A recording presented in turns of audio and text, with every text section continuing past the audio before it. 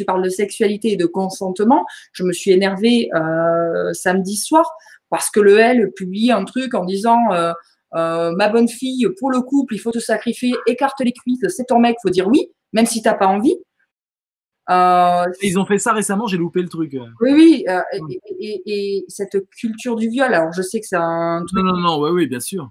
qui heurte beaucoup parce que les gens ne comprennent pas ce que c'est, mais et moi, ça m'a profondément énervé. Et j'ai passé 2 jours après à expliquer en message privé à des gens ce que c'était, pourquoi c'était dramatique d'avoir ce genre de propos. Parce qu'effectivement, tu peux faire des compromis dans ton couple et oui, t'as pas trop envie, tu vas coucher parce que t'as pas trop envie, mais pour faire plaisir à l'autre, mais il a pas insisté. C'est juste toi qui te mets cette pression-là en te disant, ouais, si je couche pas, c'est pas cool.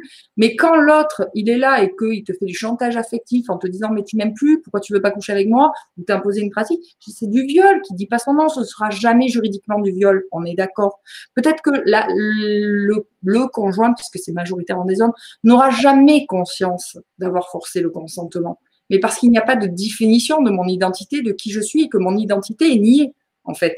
Et ça, quand tu commences, ça ne finit jamais. Donc oui, questionner l'identité et éduquer des enfants dans cet aspect-là et éduquer ses amis, essayer de leur faire prendre conscience de ça. Il y a des moments où même moi, je dis, je lâche l'affaire. Il y a des fois où je vois des trucs et je fais, non, je suis fatiguée, j'ai pas envie. Ça ne finit jamais. Attends, j'ai un message qui va vraiment t'enchanter. Écoute bien et lâche-toi. C'est François. Toutes ces remises en question sociétales pour rien. Quand je drague une meuf qui pense comme vous, elle me préfère à ses potes parce que je suis cash et que je me comporte comme un fier mâle blanc cis.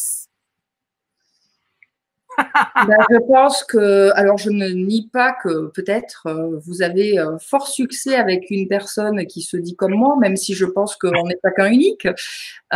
J'aurais juste envie de dire, le simple fait que vous ayez besoin de me dire que vous êtes un mâle cis blanc et que vous séduisez en étant un mâle alpha dans sa pleine vigueur, ça dit que peut-être vous n'en êtes pas si sûr.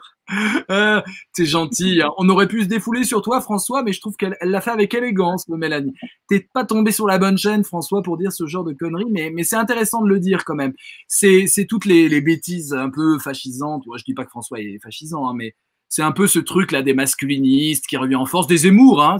Le mec taillé comme une crevette qui va se jouer le mal alpha, c'est quand même cocasse en plus. Mais c'est vrai que cette idée que la femme est castratrice, que l'homme est déboussolé parce que les femmes revendiquent des choses, mon Dieu, Ah, ça mais alors, vient en force hein, quand même tout ce discours, c'est effrayant.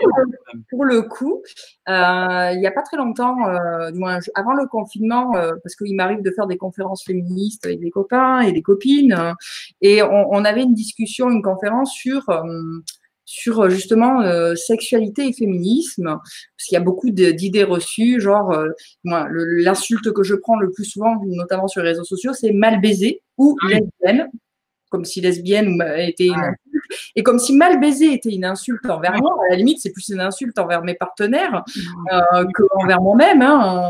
Je suis plus une victime dans cette insulte.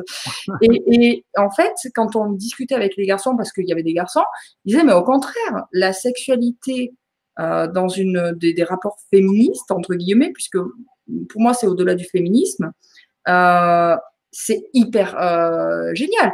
La meuf, elle dit non, mais elle dit aussi oui. En général, une nana qui a fait le chemin ou un mec qui a fait le chemin du consentement, il va verbaliser, il va poser des questions et il est carré avec ce qu'il veut ou ce qu'il veut pas. Et quand une meuf, elle a envie de baiser, elle le dit. Elle y va pas par 4 chemins en général. Moi, je vois les copines féministes plutôt militantes, qu'elles soient hétéros ou homo. Je vais me cantonner sur les 2 grandes catégories, même s'il y en a d'autres. En général, c'est cache-pistache. Tu es d'accord, super. T'es pas d'accord, tant pis, on passe à autre chose, on boit, c'est pas grave.